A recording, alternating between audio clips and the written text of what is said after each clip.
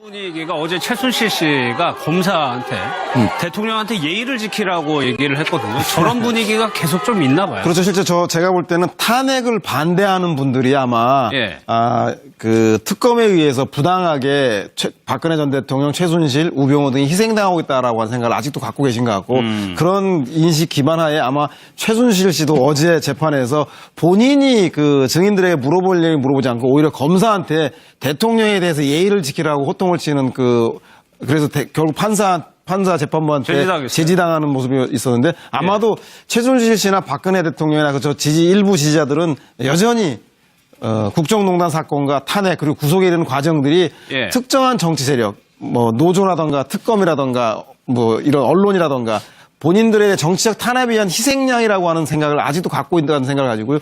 그것을 정치권 재판 내내 가지고 가겠다는 전략이 아닌가 싶은 생각이 듭니다.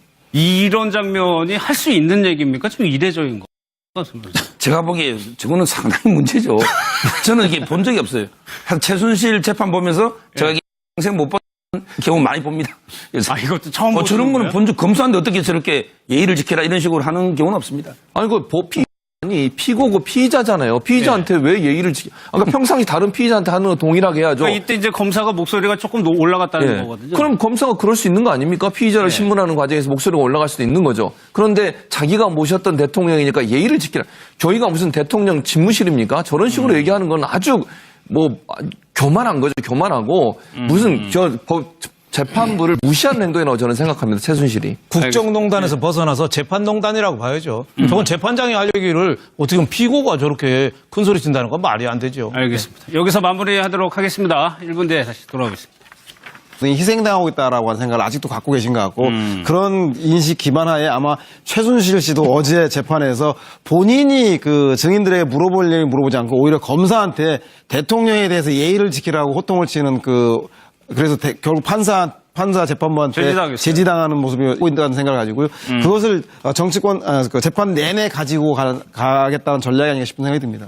이런 장면이 할 수 있는 얘기입니까? 좀 이례적인 거 같습니다. 제가 보기에 저거는 상당히 문제죠. 저는 이게 본 적이 없어요.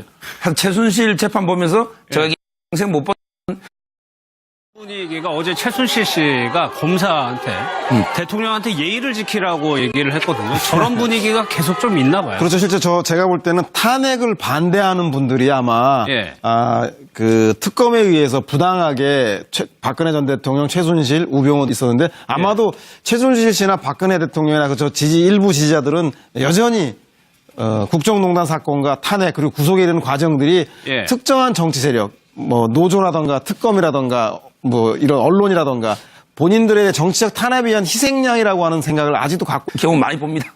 그래서 이것도 처음 보는 저런 거는 거예요? 본 적 검사인데 어떻게 저렇게 예의를 지켜라 이런 식으로 하는 경우는 없습니다. 아니, 아니, 피고고 피의자잖아요. 피의자한테 왜 예의를 그러니까 평상시 다른 피의자한테 하는 거 동일하게 해야죠. 그러니까 이때 이제 검사가 목소리가 조금 올라갔다는 거거든요. 그럼 검사가